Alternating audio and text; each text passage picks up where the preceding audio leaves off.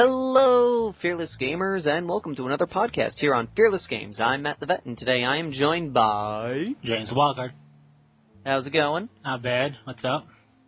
Not much. I got rejected by my first job interview of the year, so...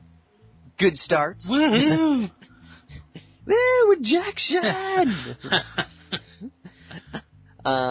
Yep. But I'm also uploading last week's podcast as we make this week's podcast. Look at that. Podcast within a... That's Inception right there. Yeah, podcast within podcast. Let's go deeper. We need guns. We must go deeper. Yes, we must go deeper. I'll delete the first week's podcast, and I will re-upload that, so we'll have a podcast within a podcast within a podcast. No, you must include the first podcast within this actual recording of this podcast. So it's a podcast, and cut the podcast back to this podcast while uploading a podcast. Pretty much, yes. Mind blown. Boom! Alrighty then.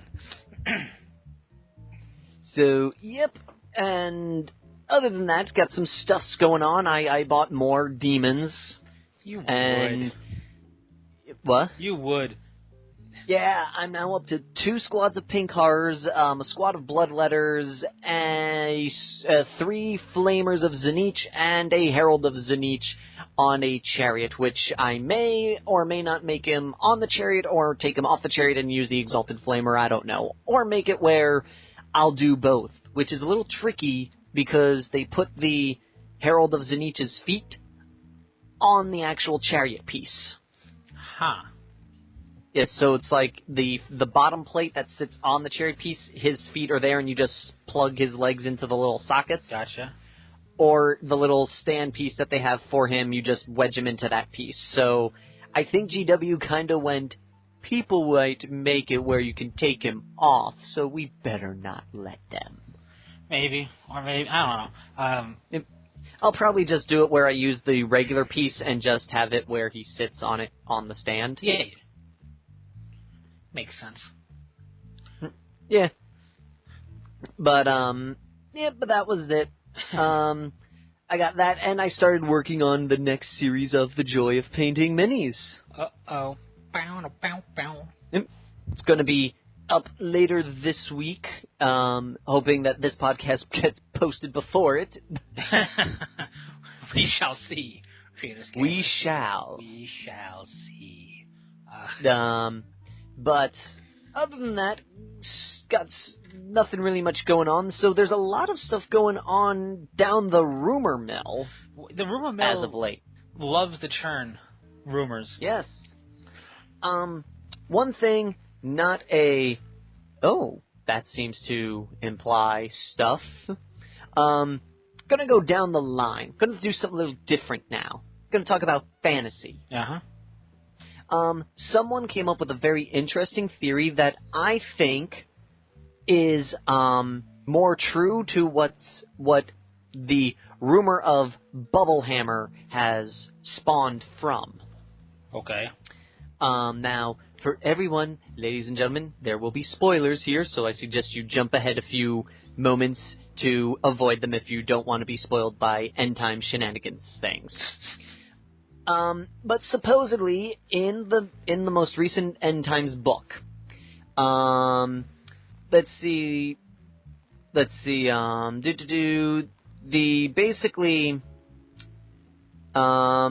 essentially, what am I trying to remember? Okay.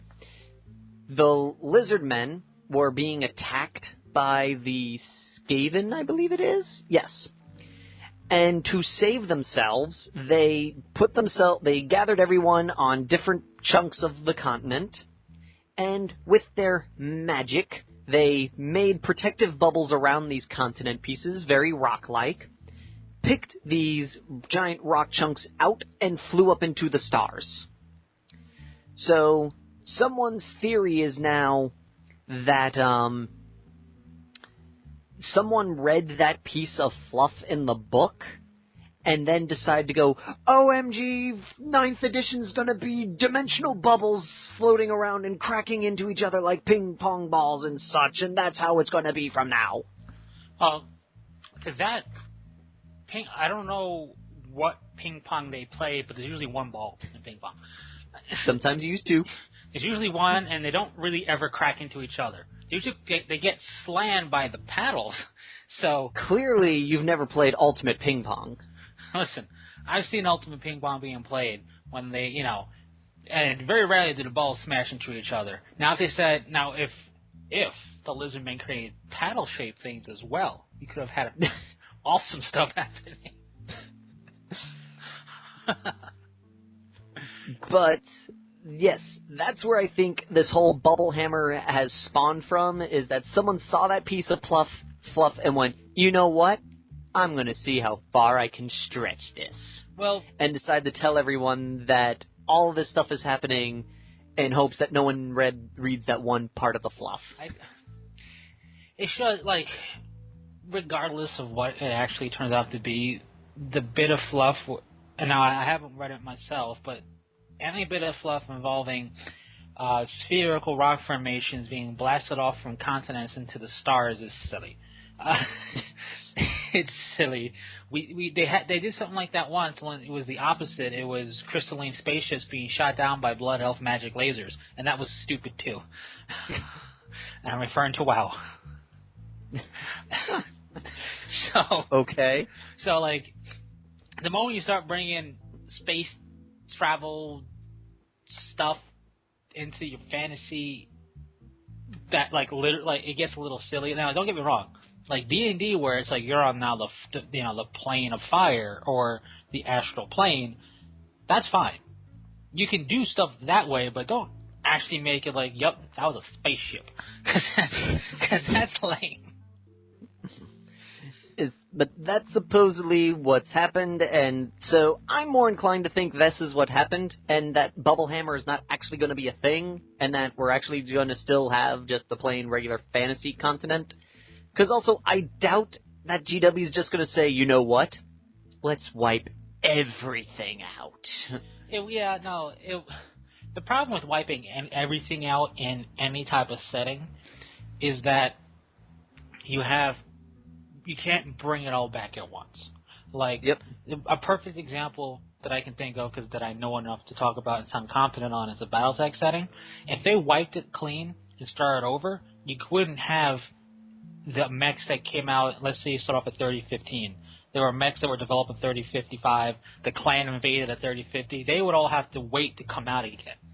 And that, even if you're just going to re-release the same exact, let's say Tomb Kings are going to be Tomb Kings again, right? Come back, but you're going to wait to release them. Even if the army is the same, the fact that people who wouldn't be able to just get started in what they got right away could be a big pain. I'm not saying that's what they would do, but there's certain things, like for example, demons. I don't think demons are just going to crash out of the gate day one. You know what I mean? It takes demons are a process. It takes a little bit of time. You got to percolate. I do agree, like I said, because it would just, and also you'd have that instant, let's just say for, going off of Tomb Kings. Tomb Kings are taken out and they're going to come back. You run the great risk of now, let's just say you and me both play Tomb Kings. There's a good chance that one of us, say me, will go, well, okay, I'll keep my Tomb Kings to the side and I'll play something else, and a couple of months later, oh, hey, Tomb Kings are back. Awesome. Well, then we've got you who's like, my Tomb Kings are useless. That's it. I'm done. And leave forever and don't ever find out that Tomb Kings came back, and thus that's a customer they lost. Right. And to be honest, especially whatever faction, let's say a faction wouldn't get re-released right away.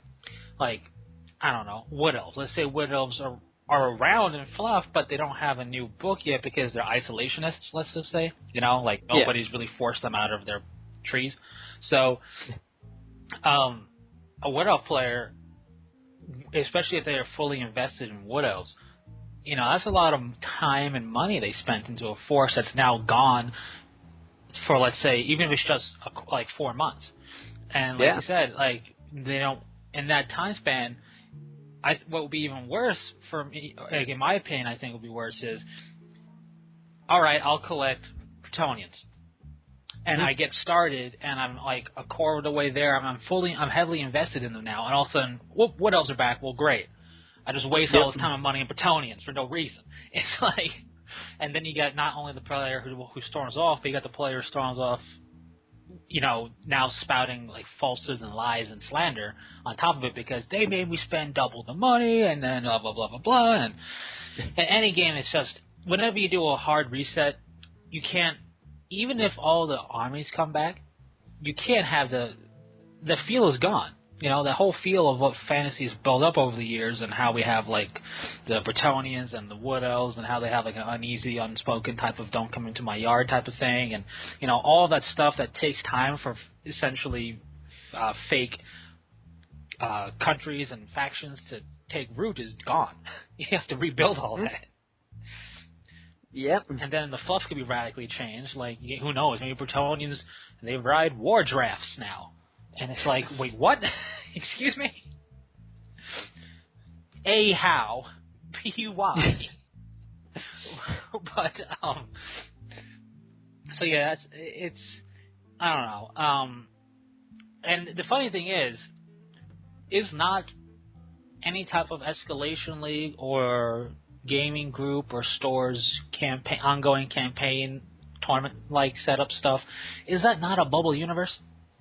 Yeah. So it's like everybody's flipping either for or against it when it's like you could have the Warhammer fantasy setting you have now, and if you go to different stores and have them play out a thing kind of like the Medusan 5 campaign, only with Warhammer, you can have many different outcomes where Bretonians are wiped out, or Tomb Kings are now enslaved to the Vampire Counts, or Skaven and are moved into the what's the other human group?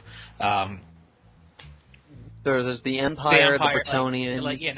Now Skaven live in the Empire City. Like take it over. Like you could have so many different outcomes on just battle for the continent in your store. Tell us how it goes. Battle on the continent in your store. Tell us how it goes. Now I understand it's not officialized. And the official bubble thing is what people probably are like really miffed about, perhaps, which I understand that possibility.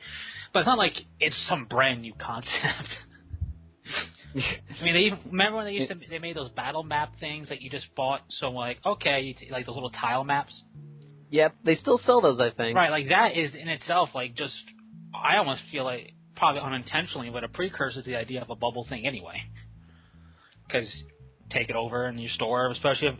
Some stores have ongoing leagues where they're like, take over things, and you have history play out differently. So I agree with you, though. I very much doubt that this is going to do, reboot, slate completely clean, let's restart. I mean, that seems a bit extreme. What you said previous podcasts were like, this is the aftermath of the end times, and that stuff is now legend, sounds much more plausible. Yeah. That I fully agree on. It's like, just for them to just rework it, it just seems very weird to just do. And I don't know. Yeah, I don't know anymore. It's like the Horus Heresy syndrome. That was legend. Everything that happened in there was, not like they started off with Horus Heresy and went to 40K. No, but all the stories about it is just hearsay and legend, really. Forge Rules basically create an alternate game for you to play out that legend. But in 40K, they have fluff that established, Emperor interred in the Golden Throne, Horus dead. Spoiler alert. If it is, and you're... Wait, what? Horus died? Yeah, right. But, I thought that was that Abaddon dude. Abaddon dude. But and all of the specifics is hearsay and legend. It's basically, I could see fantasy perhaps going an actual game progression route that way. Because when you think about it, 40K is a really good example of so many different things that were once fluff are now mythical legend. Yep. So many retcons. So many who the heck knows. Basically. But what would be interesting, and I don't think they'll do that, is, I was just thinking the other day, skirmish... A dangerous pastime. Yeah, it is. Skirmish games are really taking off like wildfire. Yep. And, people I think it's part of the instant gratification thing. 5 dudes and I can play. Huzzah! I'm done in like 2 days, as opposed to like a year, right? Potentially. Yeah. And the money savings is great. Don't get me wrong, but yes, the only thing I could see would be interesting out of nowhere is if GW went, okay, Warhammer Fantasy is now a skirmish game. It would piss off so many people though. It's like, oh yeah, my orc horde of a bajillion models is useless. Ruined. But now I would see it as like this: it's a skirmish game, and then Fantasy Battles is like their version of Apocalypse. That would be an interesting out of nowhere approach. And even if they did that, let's just say, like, worst case or best case for some people scenario, as is evident by War Machine, skirmish games evolve into full army games over time. Yep. Like, War Machine is a very good example of that. It started off very skirmishy, but when you have basically your equivalent of Titans on the battlefield, it's no longer a skirmish game.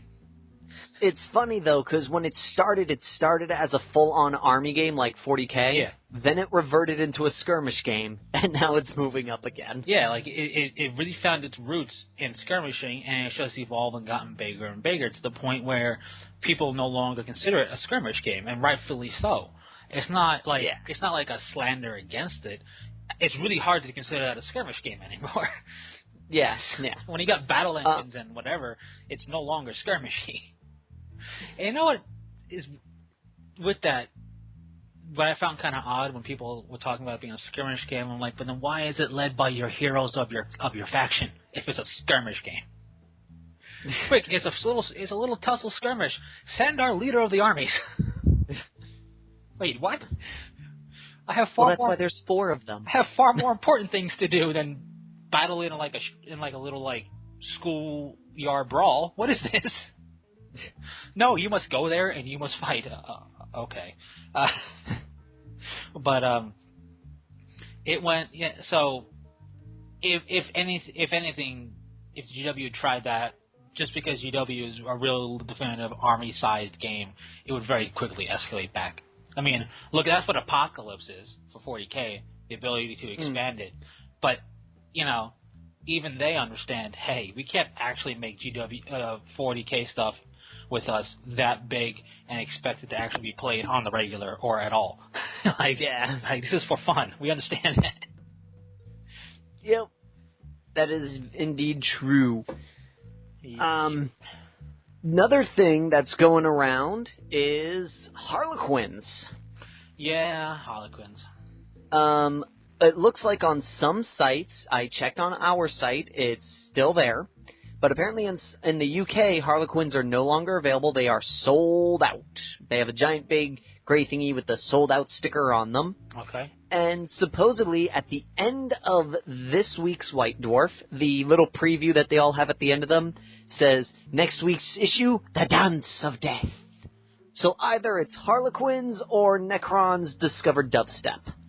Well, if anything, Necrons invented dubstep. You get off our lawn. We're going to hit you with our wub-wub cannons. Wub-wub, wub-wub, wub-wub. And the Noise Marines will be sitting there in the back going, what the heck? Yes, but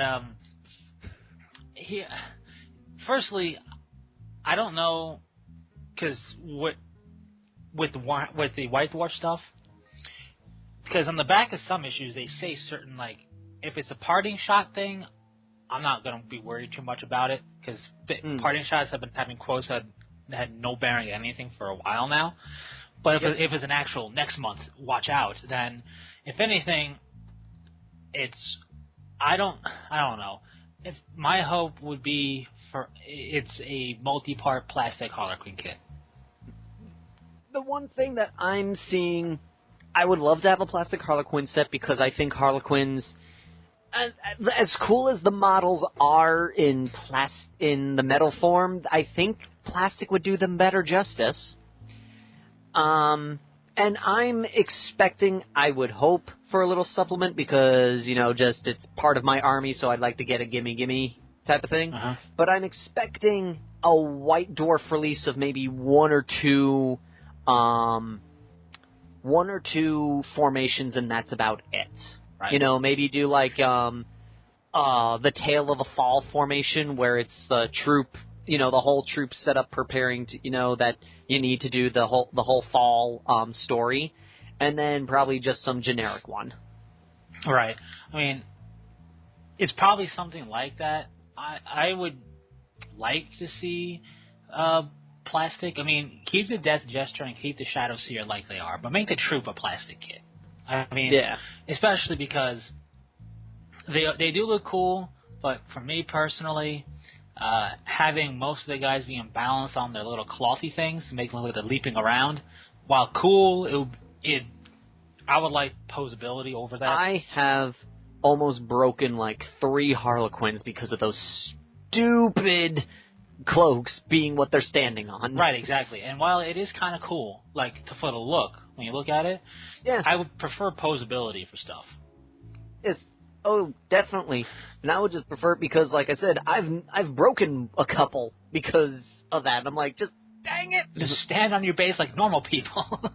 And my bag has crushed a couple of them because they're just so big and, like, outlandish, and it's just like there's no room for you. Yeah, that's one thing that, like, the poses really do affect placing in bags. GW, you have forced me to need to get another battle foam bag because of the freaking Harlequin models.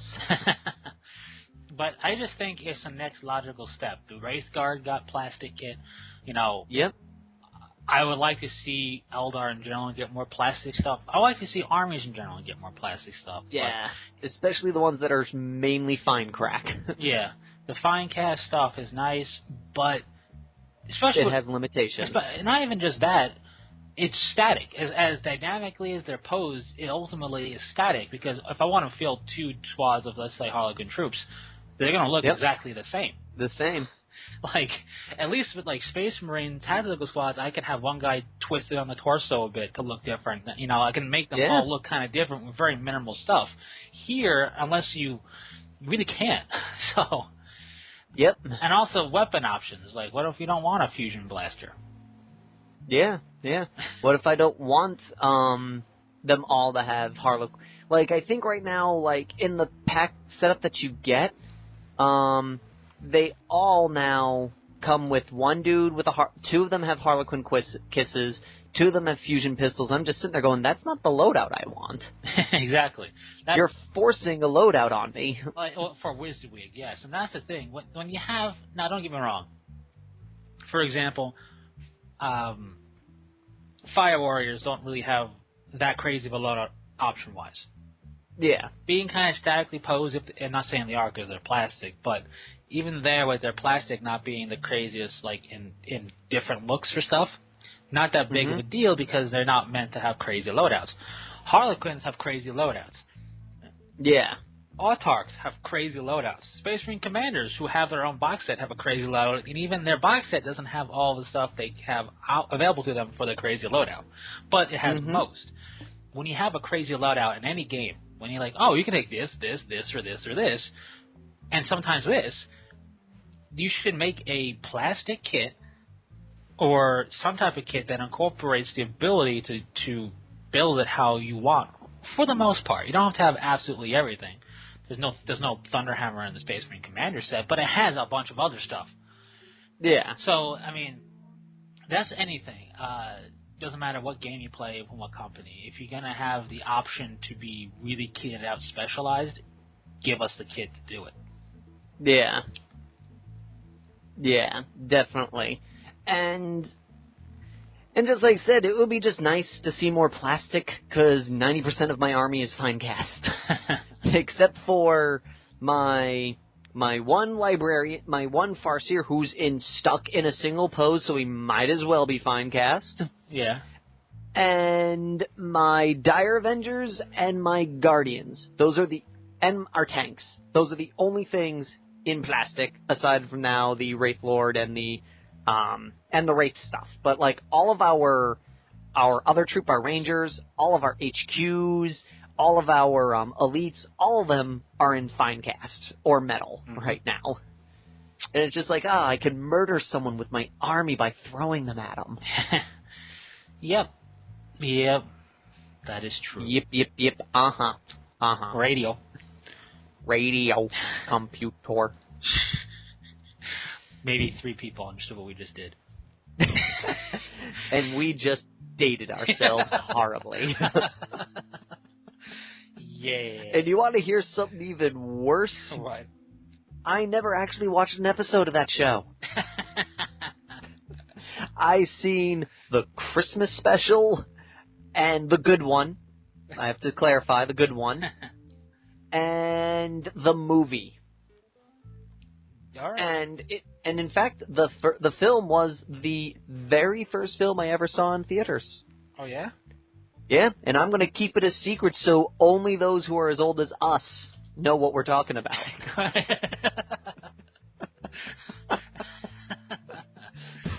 Oh, boy. Yep, that happened. I went there. You did go there. Yep, well, that's a very good point, though. Very good point. Very. So, there's a question for you. Uh-huh. I'm a kind of person, I'm a kind of guy who likes to prepare their trips, their yearly trips in advance type of thing. Uh-huh. So, like this year, I've got 2 vacations planned. Just 2. 2. Anything else, is going to be random, out of left field type of thing. And that way, I know what's going on, I can set everything up, got everything where you don't have to worry about anything and all that jazz. So, I'm curious, do you have anything planned? And if you do or something, do you tend to pre-plan these, or do you just be like, you know what, I'm going away this weekend? I don't currently have anything planned, so I don't know what I'm going to be doing. But when I do, I like to plan things out. When it comes to a trip, especially one where, you're going to have to take time off from work, let's say, and stuff like that, I plan it out. Now, will I do... I shouldn't say never. I don't really do the time to go somewhere for the weekend because, it's not that I don't want to. What I usually do spontaneous is I'll do a day trip thing, but I'll do that on my motorcycle. Where can I go and come back in a day just for fun? I'll do that when I don't have a motorcycle here with me now, but when I was riding with it, it's just all right. Time to ride somewhere, just to ride somewhere because riding motorcycles is very fun. So that would be fun. Do you play card games on them? No. Okay. No. But I do like to plan things out. Let me clarify. I like to plan out where I'm going to be, any type of lodging, and if it's for an event, what day is that event? When is it? What do I need to do for it? Past that, let's say the event's a weekend thing, but I'm gonna go. You know what? I'm gonna get there Thursday and leave Tuesday, so I have a couple of days just to tool around. That I don't plan. I'll plan, of course, to stay, but then when I get there, I'll be like, all right, what am I gonna do now? But the meat and potatoes, the reason why I'm there is planned. You know what I mean? Yeah. Yes. I'm sorry. I kind of just for some reason my mind shut off. My mind played tricks on me, but it is. But I like to make sure the reason I'm going somewhere is planned, and that's only if I'm going somewhere for some type of event. Yeah. If I'm just going, you know what, I want to take a week vacation to somewhere, then I just make sure I have where I'm staying planned and all the stuff to get to and from planned. But then when I'm there, I'm like, well, what do we got to do? But I'm one of the people who prefer to have a reason for going somewhere than just to go somewhere. Because, silly me, I don't know the area. So what am I going to, how am I going to plan to do things spontaneously in an area I don't know? I have a couple of events that I go to. Yeah. So these events are always pre-planned, so I always tend to just pre-plan everything okay, this is what I'm doing for the year. I'm going to this event, this event, and done. And then I don't plan on any other trip unless something randomly shows up. Right. So I'm a big fan of just planning out, essentially, I'm a big fan of yearly trips. Yeah. Because they're easier, less hassle, and you know what you're going to do and you know what to expect in terms of timing and setup and everything. Like I'm going to Boston in April again, and I might go down to the Inner Harbor area in the D.C. region. Gotcha. It all depends on what happens with Boston. Right. When I park the car. In Harvard Yard. Yes. And see Frasier at Cheers. All right then. Well, that was where it took place. I'm just saying. You might be a little late. Or will I? I have no idea. I'll tell you when I get there. Gotcha. But, you know, I agree. Yearly trips. The thing I like... Now, growing up, we used to have, like, we used to do yearly summer vacation to see family and do stuff in Florida. And it was a thing that it was yearly that, and then Christmas time, it was a toss-up. Family come up here or we go down there. So that was just like whatever, but we always had, growing up until like towards the end of middle school, yearly trips down to Florida. Okay. It is, and the nice thing about a yearly trip is you get to look forward to it. Yep. It's something you look forward to doing and having done. And the other nice thing about yearly trips, so it didn't work in this case, but especially if you're going to go somewhere on your own and do it, you get into a routine, especially, for example, upstate New York, you can rent out a house on the lake for a week for pretty good money at certain times of the year. You can get into a routine with the owner going, listen, I want to rent that time again. And you can just have it on lockdown, and that way you know for sure you can do stuff. Even if you don't really have anything planned, you can just go up there as a retreat. Like, because it's basically yours on lockdown because you are a regular. So planning in that regard is pretty cool and pretty easy to do once you've been there once or twice. But I haven't had a yearly trip in a really long time, like something I normally do on at all. The last trip that I consider a trip that I went on was to Las Vegas. I went to Las Vegas in 2012. I went there. Did you end up getting married? No. I did it wrong. Did you end up losing all your money? No. I didn't go there to gamble or anything. I went there for a motorsport event that was being held there. And so I went there, I planned the trip around it, and it was fun. And I'd do it again if I had the time or the opportunity, but at the moment I don't really have any of that. But that could have turned into a yearly thing, which would have been cool. Not every trip that you take can do that, though. Like, some trips are better to be spontaneously planned, if that makes any sense. Like, you know, you have your trip that, let's say you go on 2 trips a year, or you have the time to do 2 decent trips a year. You can go and have one be planned, then you can have, like, the one going, oh, something really cool is happening somewhere a couple of months from now, I'm going to go there for my second trip. Yeah. That's fun. But I'm still not going to do what they did in Yes Man, just go to the airport and go, give me the first plane ticket out of here. Because I guarantee you TSA would stop me. Sir, you've been randomly selected. But you've been randomly selected because you don't care where you're going. Right? Like, I'm definitely sure that would raise some flags. But if I had the time off to do that and the money, I would like to do that once. But, you know, as long as it's not something like, if they're like, all right, so the plane is to New Jersey, I'm like, not thanks. Because I live next to New Jersey for my entire life, basically. I've been there before. No. Nah. What if the next flight out is just one town over? I mean, I would be like, excuse me, sir and or madam, why do you have a plane to go one town over? And unless it's Alaska, that's how they do things. But you know what's funny? What? Speaking of one town over, I had to fly back to North Carolina when I went for my sister's wedding in upstate New York, like in September. Okay. And I flew out of Charlotte. Charlotte Douglas. Or Charles Douglas. The Charlotte airport. My aunt flew out of, I don't remember, let's just say Raleigh, which is like a 2-hour drive away-ish, almost 2 hours, out of that airport. Okay. She flew back on my plane to the Charlotte airport to get a connecting flight from Charlotte to Raleigh. Okay. And I'm like, what?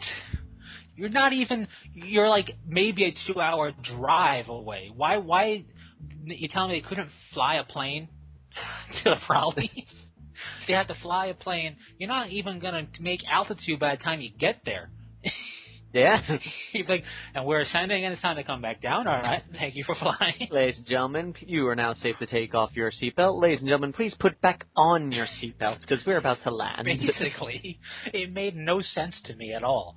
And it's funny that you mentioned you fly the next town over, because that's kind of like flying to the next, it's a city, but the next town over type of deal. It's like, well, yeah, that was completely useless.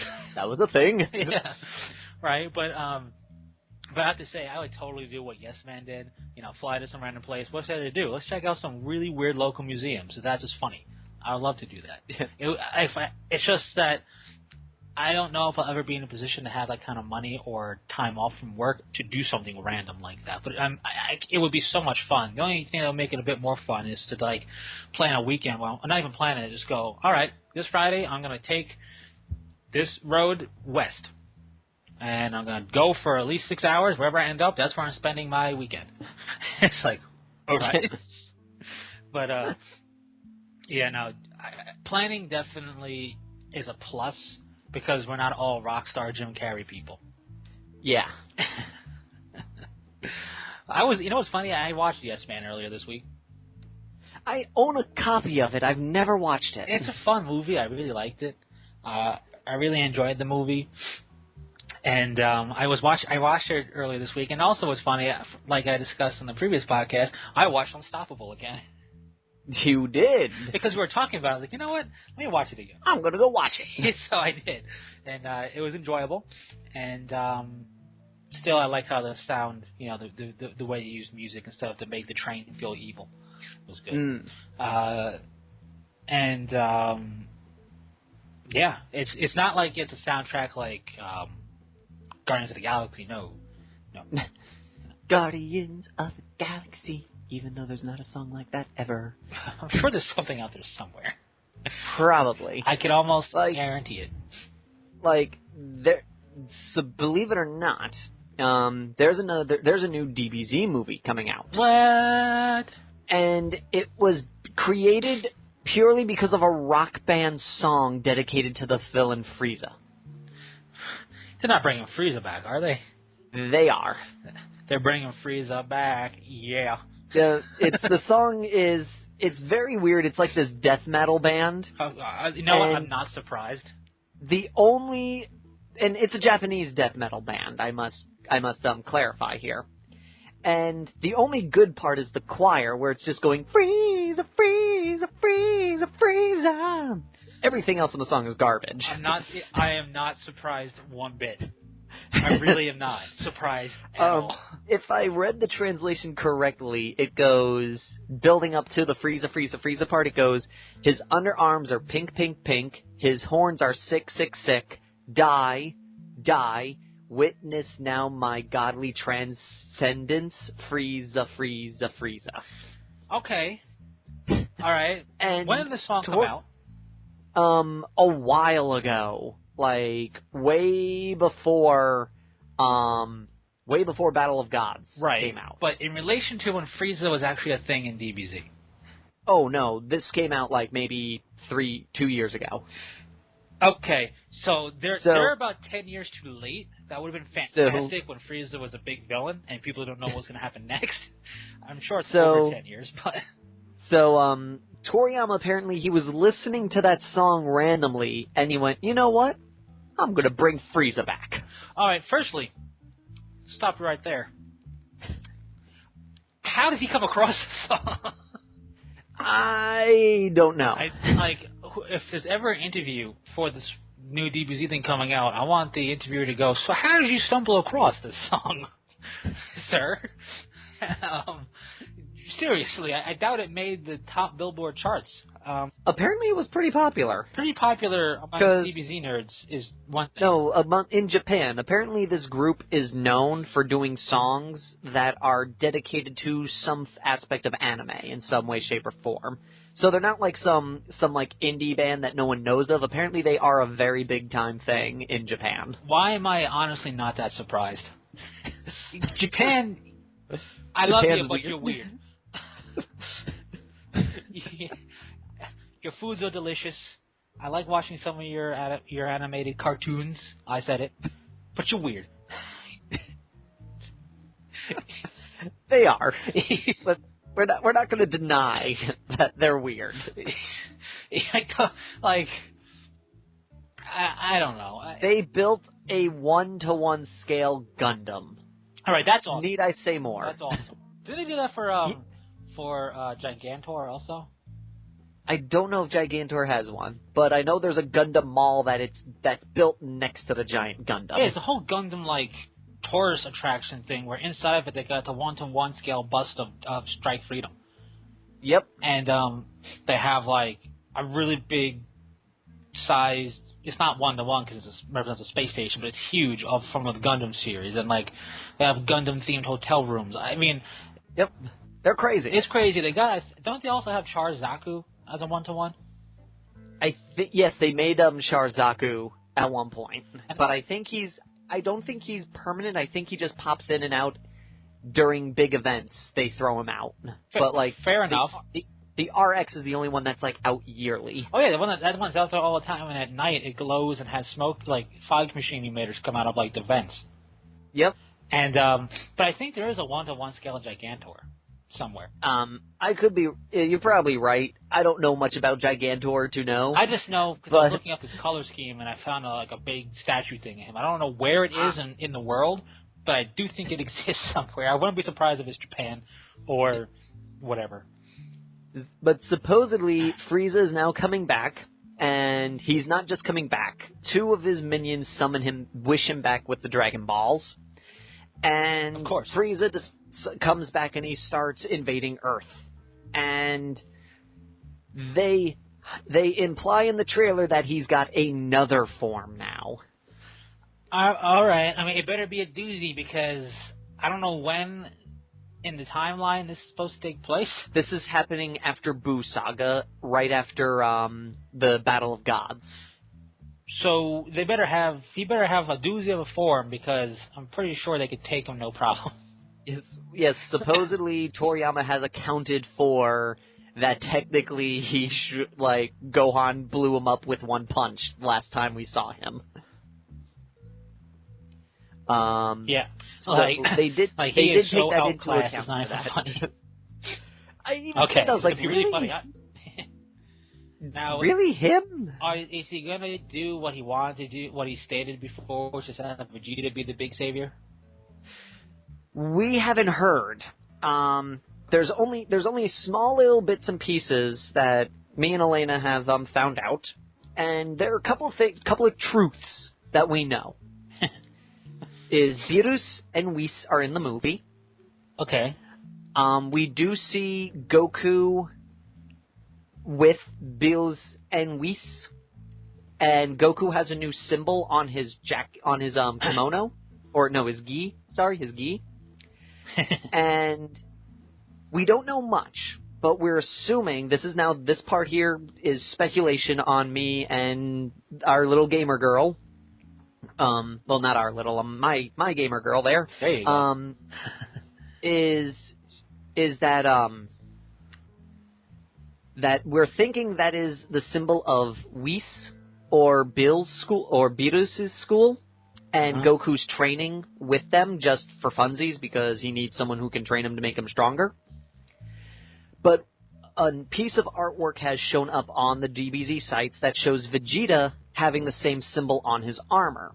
So at the very least, we're thinking that, okay, Vegeta is also getting the same training that Goku's getting right now. Okay. I mean, that's all we know. We don't know if Vegeta... For all we know, I've been jokefully saying that Vegeta's gonna pop in and go, "What? No! It's the ultimate legendary form! Quick, Kakarot! We must use the Super Saiyan God, and like we said, I get to do it this time!" He becomes Super Saiyan God, he's making his whole speech, and Goku comes out and goes, "Oh, Vegeta, I beat him. Apparently he's just slightly stronger than Cell. I punched him once, he's dead." And that's the end of the film. Yeah, that'd be funny. But no, I mean, because I remember him stating that he wants, Vegeta to be, Well, he didn't state... Well, he stated... He said... He wants Vegeta to be... He stated, big role. If I decide to do another film, he said I would like for Vegeta to be That's the what I'm saying. main character. He said he wants to do that. So what? The only thing though is he is notorious for saying something and then completely forgetting that he said it. Well, of course. I mean, how else could he make such a character up like Goku? But yes. but I mean, I would like for that to happen, just 'cause. If anything, have you seen Battle of Gods? Yeah. Okay. If anything, because let's be honest, Goku's the main character, so it's his show, so it's going to be his show no matter what we want. So, but I would like for at least Vegeta to get something equivalent to what we got to in Battle of Gods for him, but just stretched out a little longer. Instead of the 3-4 minute thing that we got, give him a 10-minute thing. If you just increase what he got in the last film, I'll be happy.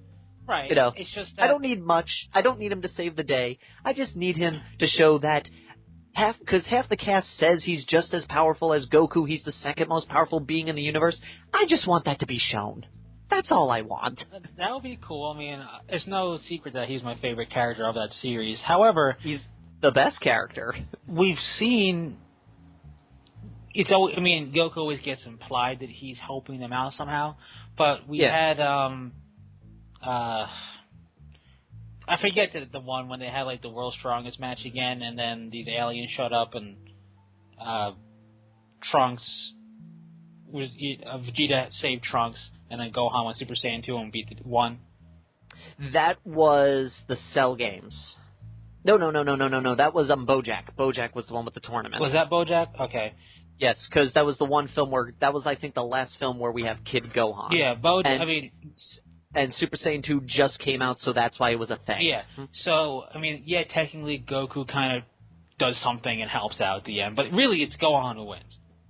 Yeah. Gohan saved the day, and then you had Goku's family essentially help defeat the second coming of Broly. So, you don't need Goku to win the day. He could lend that one punch in the face or lend a real big helping hand, but it'd be really cool just to have, because like you said, it's always implied Vegeta's either just as strong or second strongest, but much smarter in battle, and more of a tactician. And we finally got in Battle of Gods that it is possible for him to surpass Goku, because he does. Yeah. It would just be funny to have him be the big save-all, especially if it's kind of done the way where everybody expects Goku to save the day, and then boom, Vegeta does it. It'd be really funny to have that happen. But more importantly, when did DBZ become all popular again? Apparently, it never stopped. Oh. And to make a correction here with the whole Goku always saving the day thing, because I know Elena would mention this. It is partially the Japanese public's fault. That Goku saves the day all the time, because it was supposed to be Gohan. Oh yeah, the DBZ was supposed to be Gohan's story. Yeah, Majin Buu was supposed to be Gohan's story. So Vegeta would probably have been upgraded to because they've stated that Vegeta is stronger than Gohan. Mm-hmm. Vegeta would have been like probably that dude, I could help save the day, but I'm Vegeta, so no, type of thing. But apparently when they did the whole Great Saiyaman thing, which I don't know what they were thinking with that. I get it, he's supposed to be making fun of Power Rangers and Kamen Rider and all that, but still, the ratings dropped. And then they said, well, when they did a census on why did you not like the show, and they went, Goku's not in it. Oh yeah, no, I know all about that. Like, DBZ was, and you could tell from the beginning, it was supposed to be the build-up of Gohan's story. Yep. Like, you can tell. Oh, yeah. You can tell right from when Right from the first episode. Yeah. It's about Gohan, and then it's about Gohan. It's been about Gohan. It's always been about Gohan. Goku's there saving the day a bit here and there. Fights Frieza, does this whole shebang. Yep. But it still centers around Gohan a lot. And then after Cell, it was supposed to be Gohan. It was supposed to be Gohan, and it was really like, here's the keys to the car, Gohan. It's now yours. Yep. And then that whole thing happened, and it's like, oh yeah, Goku's back, hooray! So yeah, I mean, I get that. I really thought, not that it would die off the show or anything like that, but when I heard about Battle of the Gods, I'm like, that's a little random. I didn't realize. Kai was around. Yeah, but Kai isn't like anything new per se. Yes, no, and that was starting to lose steam, I heard, because it was just because everyone was expecting new animation and it wasn't. Right. And the intro was okay. Yes. Then it came out that it was only planned to go up to the Cell Saga, and it was never supposed to go past that. Everyone was under the implication that DBZ was losing money. But apparently no. Apparently Dragon Ball Z has been, since its incarnation, it has never lost steam in Japan. Here, it's lost a bunch of steam until they throw out a new movie. Well, yeah, because here, we don't, it's not... We're flavor of the month people. Well, that, and it's not our thing. Like, it's not that if we made it, would it be different? That's not what I'm saying, but it's more like, it really is a bit of a culture gap.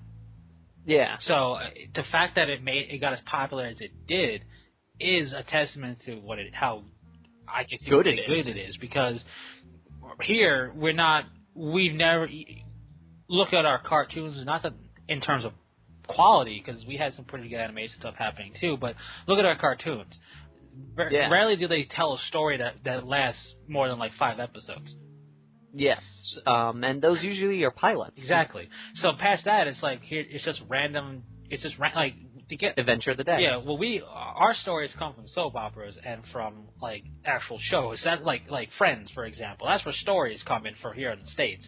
Is live action. Yeah. Cartoons are just flavor of the week story, like action thing or whatever. But when we want story, we go live action. I'm not saying it's different in Japan. I'm just saying in Japan they tell stories equally. Yeah. So we kind of been accustomed for that, and then when we got this, we're like, oh, this is really cool, but it has to actually hold our grasp. Like, it doesn't, like, not every anime that came to the States has been really successful. Yes. Actually, a great story, a great thing with that, how you were saying, how, it needs to grasp some different story pieces and such. When Dragon Ball Z came to the U.S., and I was watching it as a kid, when I was a wee lad. Yes. Waking up at 5 in the morning to watch it on Channel 11. Stop dating us. Well, I'm only dating myself right now. I remember those Saturday morning things before Toonami even existed. Yes, there was a thing before Toonami, folks. We had 4 kids. Which is apparently the reason why there was death and such cut out of Dragon Ball Z. Yeah. Because in the first 4 episodes, when Raditz is around, they talk about death and dying, and then 4 kids had a fit. Oh yeah, because it's 4 kids. And so, that's like going off of the Team 4-Star joke, Raditz is so weak, he's the only one who can die in a world where death doesn't exist. Yep. And I have to stop, but anyway. Let me stop you real quick, because I remember also on Saturday mornings, and I stumbled across it randomly, and I tried to time it, but then I never really could because I don't speak Spanish. But I remember when we would go up to a certain point in DBZ, and then it would just recycle. But if you go to the Spanish channel, it was further along. Yeah. And you could watch it, but they're all saying stuff in Spanish. I have no idea what's going on, but it doesn't really matter too much because the scream is a scream. And they still say Kamehameha. So you still get that. And there were scenes that were added, because I remember watching one, and I was like, that's not in my version of this story. Right? But, I remember doing that in the wee hours of the morning, randomly. Yeah, it was a thing. But anyways, honest and for truly, originally, I couldn't stand Vegeta. Not because he wasn't cool or anything, I liked him, but because he kept coming back. And I was like, because I'm so used to kids' cartoons back then where it's, you have the villain of the episode, he may come back 3 or 4 episodes later, but he doesn't reappear throughout the whole series. I'm like, when are they going to finish with Vegeta and move on? Because I was so used to American cartoons at that point. I wasn't used to my character being introduced in episode 4, continuing on for the rest of the series. Right, what my kind of story with that is, occasionally you have like a 2-part episode, of our cartoons. Yep. But when I was watching it, I watched the show and I'd be like, last time on Dragon Ball Z, I'm like, last time? What do you mean? This is connected? All right, it must be a two-parter. And then I did it again. I'm like, whoa. You mean this is telling a full story? What? Mind blown. It was. And then I'm like, great. How do I know if I miss an episode? I don't know what's going on. And, like, it was just, it was really funny because I'm used to, like, the flavor of the week in terms of whatever adventure the cartoon's on, and then it moves on. But this is like telling a story and repercussions from the past come up again. What is this? Yeah, it was very bizarre in our time because this was a new thing for us. Heck, even things like Thundercats and Transformers, which kind of told a story, didn't really reference their previous episodes that much. Yeah, no, and usually if there was any type of reoccurring plot or something, it was, like I said, a 2 or 3-parter. Yeah. I think the only real big theatrical, like, progressional story Thundercats had was the first episode to establish what happens, and the last 3 episodes when they finish it. Right. And with, like, Transformers, you get the big bad is Megatron, but it's not like they but it's all about how do we defeat Megatron, Yep. But sure, they kind of, there's story progression, but there's rarely, unless it's that filler episode which references all the episodes in it, there was really any, like, need to see the previous episode. Because, conflict over, move on. And if you ever break it down, the plot to Transformers was weird. Yeah. It was just Megatron on Earth trying to siphon different Earth energy sources to make energon cubes, and you're like, wow, we what? It's like are they trying to show us what different forms of energy there are on Earth? I love Transformers, don't get me wrong, but it's the weirdest plot, and it was the king of things not being the color they should be. Yes, and like I said, it was phenomenal. Yeah. I love that show to death. That's why I don't like the Michael Bay movies past the first one that much. The third one is passable. The second and fourth one we don't talk about. Well, the very last one was pretty good. I saw enough of Extinction to tell me I don't want to see it. I really enjoyed it. The third one with Shockwave was good. Extinction was nice because Extinction was a nice way for them to go, this is how we're going to reboot. Like, it really felt like, okay, this is how we can continue the story, and settings. The way it set things up, it didn't feel like it was grasping at straws when you watched the whole thing. It felt more like, okay, here's how we can have a villain, here's how we can kind of turn this into its own theatrical story as opposed to just borrowing from the cartoons, which I don't have a problem with. Or here's how we have things for Unicron to show up eventually, because that'd be hilarious. But just to have Unicron be a thing in live action.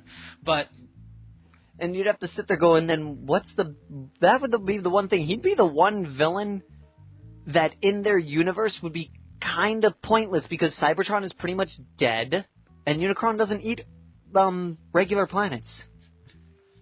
But, he could eat our moon. That'd be bad. Yeah, but like I said, like it's weird, I'm just sitting there like they'd have to totally change him to just eat whatever is in front of him. Well, what they could make him do is, Cybertron is basically lifeless husk right now. Yeah. It's going in a really slow reboot cycle, as established by the games, but which were fantastic. But they could have Unicron basically go, all right, nothing's on Cybertron. I need to absorb the Autobots and Decepticons into me. Yeah. You could have it be absorbed the life essence of the Transformers themselves, and that's why he invades. Because he's like, I'm picking up on, I got a power reading over 9,000, and then he goes over there and he tries to eat them. That would be like, that's how you can kind of make it where he's got a point again. Yes, but the thing is we have to expect Michael Bay to think like that. Oh, it wouldn't be hard. A man, eat This is a man who had a breakdown because his teleprompter broke. Right, but what I'm saying when he had to explain about explosions. Right, well, it wouldn't be that hard for Michael Bay to do this Because, Optimus Prime is a Prime, and he has to absorb the Prime. Yes. That's it. It's that simple. Don't forget, Michael Bay did The Rock. He's capable of doing good things. Yes, but I think he needs a good writer, really, that isn't a yes man to be there. That's like George Lucas. Same deal. Yes. You take away his yes man, he can do great things. Yes. Which, I don't know, have you seen the trailer for that movie that he's got coming out, Strange Magic? No. It's this new animated cartoon. I am slightly intrigued by it. There's this Goblin King dude who wants to take over the forest, and this fairy princess is like deciding, well, if you're going to want something done right, do it yourself, and she goes out on an adventure to try and stop the Goblin King. And it's got a very Willow-esque feel to it, and some of the animation and character designs, I'm actually intrigued to go see this film.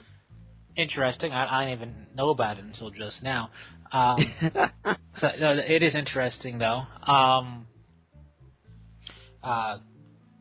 don't know why that reminded me at all, but have you anything new come out for Mighty Number 9 or whatever it is?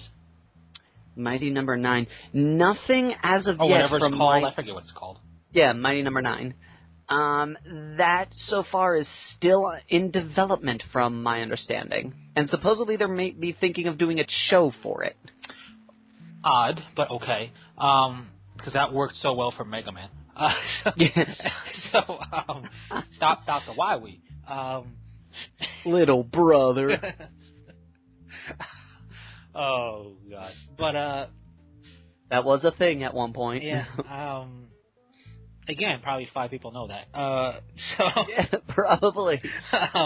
But I know it was successfully funded, so I'm assuming. Yes. I'm assuming. I'm just waiting for it to come out, to be honest, because I'm intrigued enough to play it. And keep in mind, I like Mega Man and that style of game.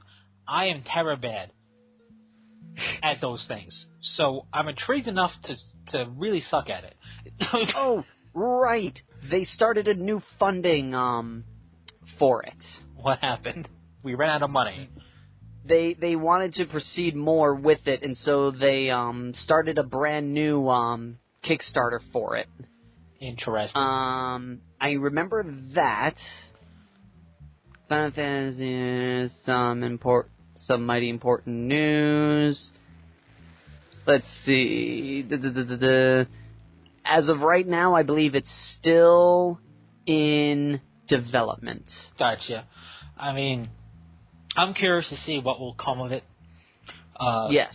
Because don't get me wrong, projects that get funded don't always succeed. Yeah. That's something that I do think is a danger of public funding stuff, crowdfunding. Yes. Is because people expect, reach goal must succeed.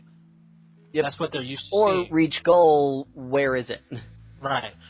Oh, I mean, reach goal must succeed type of thing, or where is it? Like instant gratification. And not all successfully crowdfunded things actually succeed in coming to fruition.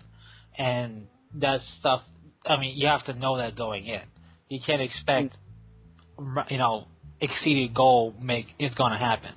Especially if they didn't properly allocate for reward disbursement, because a big chunk of their funding is going to go to paying not paying the people back, but reward, giving them their rewards. Yeah, because actually people don't realize it, but a lot of the money that goes into the crowdfunding is spent just to pay off the rewards.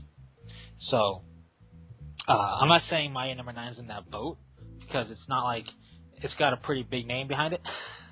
Yeah. But right now it looks like they're still in development. They had they released something at PAX, and that was actually that was still mid-development. Gotcha. Their last video scene that they showed at PAX was a mid-development of the project in mid-development. So there's still things going on. Yeah, I don't expect this to come out tomorrow. I'm assuming it's a much smaller team than what would probably be standard. Yeah. So it's much smaller than what he had when he worked for Capcom. Well, yeah, that's like saying, hey, go from huge to nothing. I mean, yeah. That's like just to be expected. The last thing I heard was they got last I heard one of the things that they got was they got they're going to have English voice acting in it. Okay. Because that was one of the stretch goals in the secondary campaign. I don't know how far it got. It's funny that that's a stretch goal, but it's not like it's a crazy thing to have, because wasn't one of the Mega Man X later X games it only had Japanese voice acting? For the most part, a lot of them tend to have English subtitles. Yeah. I never ran into one. I think in game sometimes in game they'll have Japanese voice acting. You're right. But they'll English voice act the cutscenes. Well, I don't remember if it was Mega Man like X6 or if it was the Mega Man XZ or ZX. I think it was one of those. They didn't have any English voice acting at all. Yeah. And it's not so having a stretch goal to actually have English voice acting just sounds funny, but then you stop and think about it and you go, hey, wait a minute, I played games where there was no English voice acting. It's just kind of funny to think of. It's interesting stretch goal because it's like it's a stretch goal to hire voice actors essentially. Pretty much. Which is funny, just for the sole purpose of having English voice acting, which is not always a necessity. I don't know how much talking is going to be in that game. If there's a lot... Who knows? If there's a lot, then it's definitely worth it, because nothing can really bog down a cutscene than having to read the subtitles if it goes... Yes. I'm all for... I have no problem reading subtitles. I've seen Crouching Tiger, Hidden Dragon. I've read the subtitles. I didn't watch the English one, the English dubbing. I have no problem with that, but when a game has... especially if it's going to be cutscene intensive, which a lot of kind of newer games kind of are. Yeah. If I got to constantly jump to a cutscene to then pay attention and read the subtitle like that, and then jump back to the game where there's no talking, it gets kind of annoying. Yeah. And I'm not saying it's gonna pull that, but if it has Dirge of Cerberus level of cutscenes, it better be in English. Because have you ever played Dirge of Cerberus? No, I didn't play Vincent May Cry. I call it Dirge of Cerberus because I never played any of the Devil May Cry games, and this one was okay. Yeah. But the whole beginning, it's like, no joke, 15-minute cutscene before you actually start playing the game once you hit new game. Wow. It's like Advent Children, the game. It's like Advent Children, here's some gameplay, here's more Advent Children graphics, here's some gameplay, here's more it's like, it's so cutscene heavy that I'm glad it had English voice acting. Now, actually, speaking with that, there's one game that I actually would prefer jump on and get voice acting, and that is, honestly, Legend of Zelda. Yeah. Now, not full on, I understand everyone wants, the Link, he can't speak because if Link speaks, that will ruin my childhood forever. But I think we can get away with at least a Skyrim level here, or something like that, where you don't talk, but everyone else does. Oh yeah, that'd be great. Especially, what I never understood? What? I never understood why Link couldn't have a voice. He's got the stuff. He's got the exertion stuff. Why not have him talk? The reasoning behind that is supposedly, and this is why I'd want to at least have full English, full speaking characters for everyone else. Uh-huh. The reason behind it is he wants you to feel like you are Link. And Link can't be you if he talks, because then that's not your voice. That's someone else's voice. Thus, you're no longer Link, you're playing it, you are controlling Link. All right. That's why they give you the option to change his name from Link. All right, I mean, MechWarrior 4 Mercenaries, you can enter in the pilot name, your code name is Spectre, but you talk. Yeah. It's somebody talking, but it's you. Which, again, I can understand, not having him talk. I can because that's the thing, but... you can't tell me it's for full immersion, because that means that the entire game is in a world where people have everything they're going to say written down on postcards and they hand them to you, and that's how they have conversations. And then you nod your head and they're supposed to know what that means. Huh? Huh? Huh? Huh? When they're handing out these business cards with their dialogue on it.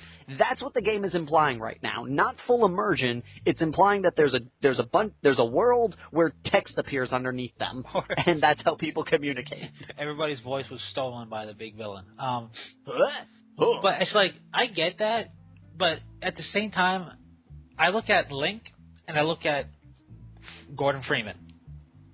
Same idea. Silent man, protagonist, supposed to be you. Link has all these things, you know, when he falls, he screams, when he's attacking, when he gets hurt, he makes noises. Gordon makes zero noise for anything. I understand more of not wanting Gordon to talk because we have nothing to go on, but we have voice emoting, essentially, from Link.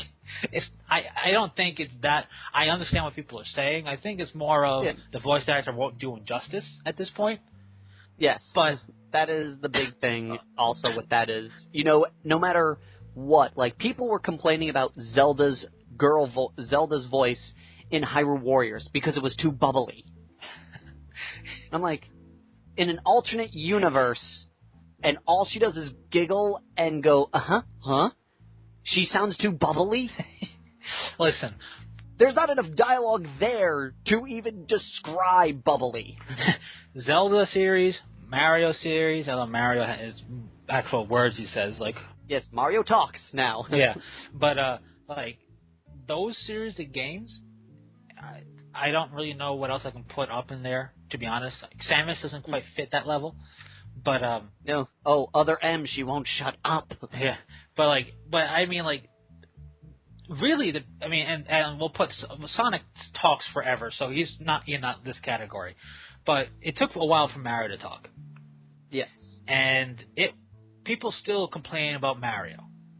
Yep. People still complain about Mario's eyes in certain games. And Sonic's eyes in certain games. When you get to that level of fandom in a series, it's better off not to even question what fans will think, because, case in point, complain about Mario's eyes, complain about Mario's plumber buttons on his overalls, complain about Sonic's eyes in a game where you can't even see his eyes. It's like just on the cover art. Yeah. No. People, I'm a fanboy for certain things. I love the Sonic series. I really enjoy the Zelda series and Mario, but I'm not going to go, Mario's overall button should be this color and not this color. Okay? His buttons are not supposed to be silvery gold. No, I'm not going to do that. Yes. No, I agree. Like I said, like, I can get, that's why I say have everyone else talk, but like, it'd be great. You know, a midway. Okay, the one dude you people will, like, be going, well, the one dude everyone will be like, no, just as his lips are about to move to utter his first syllable. We don't have him talk. But let's have everyone else talk, because even though I don't mind reading text, I don't want to be reading 6 minutes of text in a cutscene. I might as well read a book at that point. It's true, and at the very least, if you're going to have me read cutscenes, read the cutscene dialogue, pull a Mario 64, the bombs went blah, like, do some type of noise. I feel like everybody except Link is mute completely, because he makes a noise, he at least grunts when he exerts force and does stuff, but everybody else is literally giving you a creepy stare, and it's like, help me, is basically what The closest thing we ever got to talking in any of their games is in the last one, Skyward Sword. Someone actually says, hey. Well, to be fair, we also have Navi. That is true. She goes, hey, listen. Yeah. But I mean, like, an actual person. Or the closest thing to an actual person that's not a fairy, the closest we got was in the last game. We went, hey, hi, huh? What? It was like, wait, he said 3 different words? Heck, stop playing game instantly terrible. But it's like with the new lightsaber with handguard, childhood ruined. Yeah, but you know, speaking of Link, real quick before we have to wrap up. Yes, because we are way over time. Majora's Mask, really creepy of a game. Yes. Sit down and think about it. And I forget which game it is when you encounter like the shadow thing you have to fight that basically says, "I am the hero of time." There's a Zelda game where you're Link, a different Link, and you're facing basically dead hero of time Link. That is Twilight Princess. Right. That's also pretty. That's not creepy. It's kind of cool because it kind of implies, hey, he obviously eventually died and stuff like that. Yep. But Majora's Mask concept, when you really look at things and how it's creepy it is, especially with the mask salesman and everything like that, and like the whole beginning intro when he basically falls, you assume to his death after you play the game. Yeah. It's creepy on the line where it was like, I'm gonna reference Tenchi Muyo here in like the stuff that we got here in the States. When you learn about what happened to Sasami, it's that level of creepy. So like, and the thing is, Majora's Mask is entirely creepy. It's basically Zelda, the game of death. Pretty much. When you think about it, because all the masks he gets are of dead people. Yeah. Dead Deku Tree, dead, whatever you call those sea people. Zahoras, I believe. Yeah, those Zoras or whatever, and I forget the other one. But it's real. Godorngas or something like that. That guy dead. Doesn't want to die. And when you actually look at it, and I'm not going to go through this, you can find multiple theories on this. It goes through the stages of what happens with death, anger, denial, acceptance, stuff like that.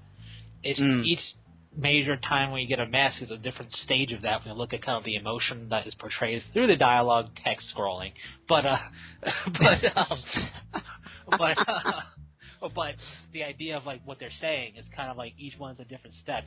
I'm honestly surprised that when you think about it, how creepy that game was, and it wasn't like, yeah, we can't sell this.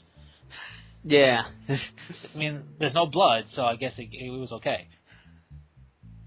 Yeah. Though I have to say, like, with anything, Nintendo, even with the Zelda games, the one thing I can always say that I really love is that they always create a game product that you can still sit back and look back at today and still discover stuff. Oh, yeah. That you never noticed before. It's true, and like you said, to be honest, most of the Nintendo exclusive titles are the ones I do that for. I don't sit back and go, that Kratos. At all. If we think about it, he really just wants to be with his wife again. Right, like you don't do that, but when it comes to there's so many theories on Mario. There's so many theories on Princess Peach, especially with Super Mario Galaxy, the Galaxy series, and how she's thought to be dead in that series. And it's a whole weird "what do you mean" thing. Like, there's so many theories that come up just from Mario. And there's so many theories that come up for Zelda. I mean, the only one that kind of, knocks on that door is theories for Sonic. Because Sonic is that level of character. But really it's Nintendo stuff that really makes you think with all these crazy theories today. I'm not saying other games from other companies don't do that, but those are the ones that do it the most often. For me, at the very least. Because you're playing along going, this is a fun game. Then you sit back and you think about it and go, whoa. I'm Keanu Reeves. The one thing I ever saw that always was a greatest theory ever was the Boo one. You ever see that one? No, but you know what's weird? What? Boos are like a species in Paper Mario. Yeah. So what happens when a Boo dies? Does he become a person? Well, like, that's the thing is like, the reasoning, like, there's this great little comic that kind of, like, does, like, a what if this is why the Boos can't stand being looked at by Mario. Is that every time you die, you go into this black void, and Mario's like, what? Where am I? Where's the going on? And then he goes, what? What's over there? And he sees Mario. And he goes, what? But that's a me. It can't be. No, it can't be true. And he holds his hands over his eyes, and he slowly turns into a Boo. And that's why the Boo covers his face when Mario sees him, because it can't handle seeing himself. Yeah, no, it's a funny little crazy creepy theory. The Boos, which is awesome. The Boos have a crazy theory, but bombs. Everything in them. I still love that in that cheesy, terrible '90s. Yes, that was my favorite. It's gonna bomb. It's just a little thing. And the guy in the car, bomb. But yes, best part. Yes. So I have a question for the Fearless Gamers. Okay. Before we wrap up, last time which you'll see, hopefully now, soon. Last time I made a question of, would you accept a fantasy or a sci-fi game with only humans? Now my question is the reverse. Would you accept like a miniature gaming world or anything where there are no humans in fantasy or sci-fi? Now, I'm going to do a quick check here to see if anyone has posted anything like that on our podcast that just went up, and according to this, no. Right, but I mean, so, on the flip side, would you play a miniature game based in a fantasy-type setting or a sci-fi-type setting where there are no human factors? And we will discuss both next time. Right, and keep in mind, I don't mean non-humanoid, I mean human the species. Yes. So, now, with that, thank you all for watching, and until next time, Fearless Gamers, this is Matt the Vet. James the Wildcard. Saying take care. Peace.